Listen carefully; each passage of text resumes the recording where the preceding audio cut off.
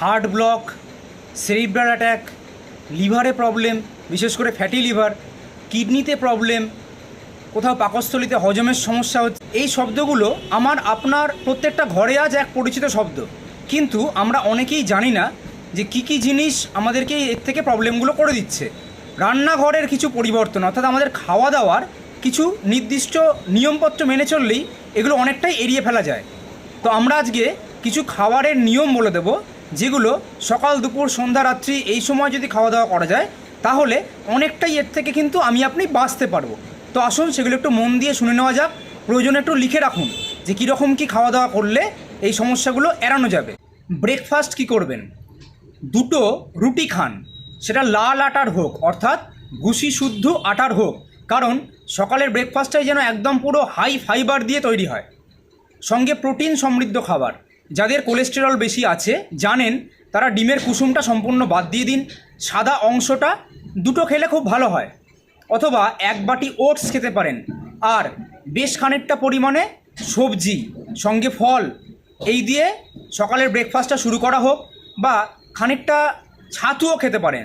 ছাতুতেও প্রচুর পরিমাণে ফাইবার থাকে এবং ছোলার থেকে ছাতু তৈরি হয়, তার জন্যতে প্রোটিনও থাকে। হ্যাঁ, ঘুম থেকে ওঠার পর প্রথম কাজ কিন্তু জল খাওয়া, মোটামুটি 300-400 ml জল, একটু ঈষদুষ্ণ হলে আরও ভালো হয়। সঙ্গে একটা পাতি লেবু যদি দিয়ে দেন তাহলে ভালো হয়। তার আধ ঘন্টা 40 মিনিট পর এই ভারী খাবারটা খাওয়া উচিত। ব্রেকফাস্ট কিন্তু সলিড হওয়া উচিত। সঙ্গে 1 কাপ গ্রিন টি, অবশ্যই চিনি ছাড়া। এটা প্রচুর পরিমাণে হাইলি অ্যান্টিঅক্সিডেন্ট সমৃদ্ধ। দুপুরের লাঞ্চ সাদা চালের ভাত, মানে বা যত সরু চালের ভাত হয় মনে রাখবেন সে আমার আপনার শরীরে মেদ অর্থাৎ চর্বি জমিয়ে দেয়। তাই চেষ্টা করতে হবে একটু লাল চালের ভাত।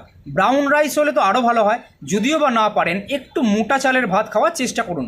খুব বেশি খাবেন না, একটা এরকম সাইজের বাটি, তার 1.5 বাটির থেকে 2 বাটি ভাত, চাল নয় কিন্তু ভাত, আমার আপনার শরীরের জন্য যথেষ্ট। সাথে একটু পাতলা করে ডাল, মুসুর ডাল খেলে বেশি ভালো হয়, মুগ ডাল হজম করা একটু ডিফিকাল্ট। সঙ্গে সবজি অবশ্যই রাখুন। আর ছোট মাছ খাবেন, খুব বেশি বড় মাছ বা মোটা ছালযুক্ত মাছ না খাওয়াই ভালো।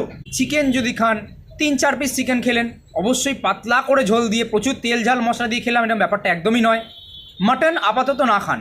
এর সাথে যদি 1 বাটি আপনি স্যালাড খেতে পারেন, শসা, পেঁয়াজ, টমেটো, গাজর। টমেটোর ক্ষেত্রে বলে রাখি, যাদের ইউরিক অ্যাসিড আছে অবশ্যই বীজ ফেলে খাবেন, শসার ক্ষেত্রেও তাই, বীজ ফেলে খাবেন। সঙ্গে একটু লেবু যদি ওপরে দিয়ে নিতে পারেন তাহলে তো খুব ভালো হয়। আর এর পরেও যদি দেখছেন যে আপনার মন বা পেট ভরছে না, তাহলে ছোট বাটির 1 বাটি টক দই খেতে পারেন। এতে প্রচুর পরিমাণে গুড ব্যাকটেরিয়া অর্থাৎ প্রোবায়োটিক থাকে। সন্ধেবেলা যদি খিদে পায় তাহলে একটু খই বা একটু মুড়ি এগুলো খেতে পারেন। ডিনার, রাত্রের খাবার অবশ্যই শোয়ার 1.5 থেকে 2 ঘন্টা আগে খাওয়া উচিত। 1 থেকে 2টি রুটি, সেটা অবশ্যই ওই যেটা বললাম লাল আটার রুটি, অর্থাৎ ভুসি শুদ্ধ আটার রুটি খেলে খুব ভালো। সঙ্গে 1 বাটি তরকারি, কিন্তু সেটা খুব বেশি তেল ঝাল মশলা দেওয়া নয়, যতটা তেল কম হয় ততটাই মঙ্গল। স্যালাড ডেফিনেটলি খেতে পারেন। আর ঘুমানোর আগে, অর্থাৎ ঘুমানোর ধরুন আধ ঘন্টা 40 মিনিট আগে আবার 1 কাপ যদি আপনি গ্রিন টি খান তাহলে খুব ভালো। চেষ্টা করবেন যাদের গ্যাস অম্বলের সমস্যা আছে রাত্রে দুধ না খেতে, দিনের বেলা অর্থাৎ সূর্যের আলো থাকতে থাকতে দুধ খেয়ে নিতে।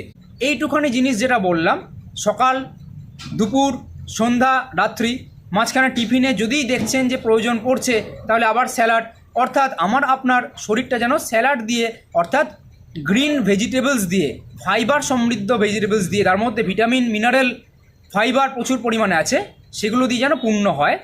খাবারের অ্যাটলিস্ট 30-40% যেন শাকসবজি, স্যালাড এই দিয়েই পূর্ণ থাকে। আর চেষ্টা করুন কিছুদিন অন্তত পক্ষে ডিমের কুসুমটা না খেতে, তাহলেই আপনার আমার সকলের জন্য ভালো। এর সাথে সাথে সারাদিনে 20 থেকে 30 মিনিট, বারে বারে সব ভিডিওতে বলেছি, ফিজিক্যাল ওয়ার্ক বা নিজের পক্ষে একটু হাঁটা, ব্রিস্ক ওয়াকিং প্রচণ্ড পরিমাণে জরুরি। এই খাবারের চার্টটা ডেফিনেটলি প্রত্যেকের জন্য কাজে লাগবে।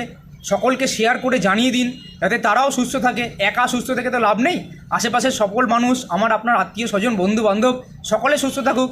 এরকম ভিডিও আরও বেশি পেতে হলে অবশ্যই পেজটিকে ফলো করে রাখুন এবং শেয়ার করে প্রত্যেককে জানিয়ে দিন। ধন্যবাদ।